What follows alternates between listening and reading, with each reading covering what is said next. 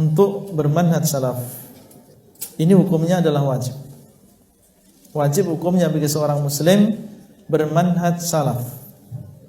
Bukan sesuatu yang dianjurkan. Ya, jangan dipikir boleh kita bermanhaj salaf, boleh tidak.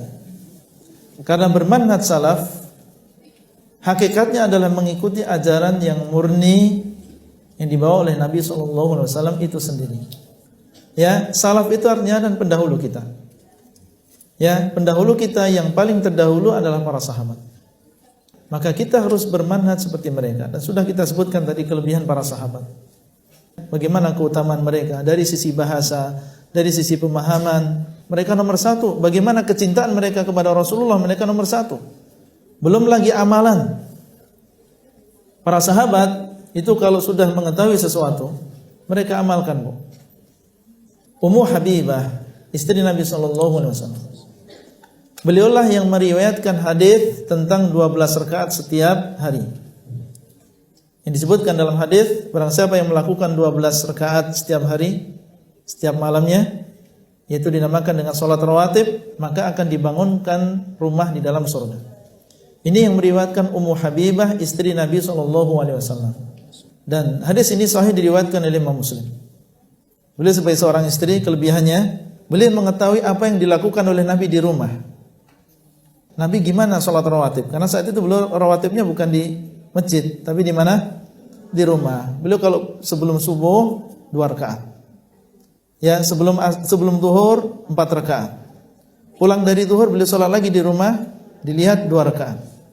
Jadi ngelihat, ini namanya istri yang cerdas. Melihat karena suaminya seorang nabi, maka dia berusaha untuk memperbaiki dirinya menjadi orang yang pertama kali dapat faedah. Dilihat, bukan hanya nunggu begitu saja.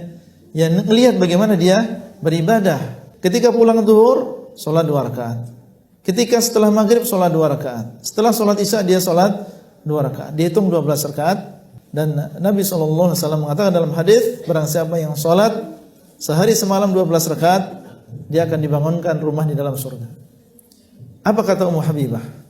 Beliau mengatakan, aku tidak pernah meninggalkan 12 rakaat ini semenjak aku mendengarnya dari Rasulullah SAW. Jadi semenjak pertama kali belum mendengar tentang keutamaan 12 rakaat itu, setelahnya beliau enggak pernah meninggalkan. Setiap hari beliau jaga.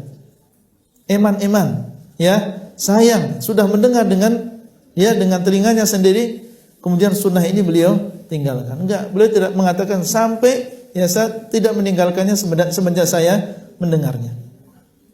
Jadi enggak pernah beliau tinggalkan, padahal beliau seorang wanita, ummul mukminin. Tapi kalau sudah mendengar hadis, meskipun hanya satu hadis, beliau amalkan.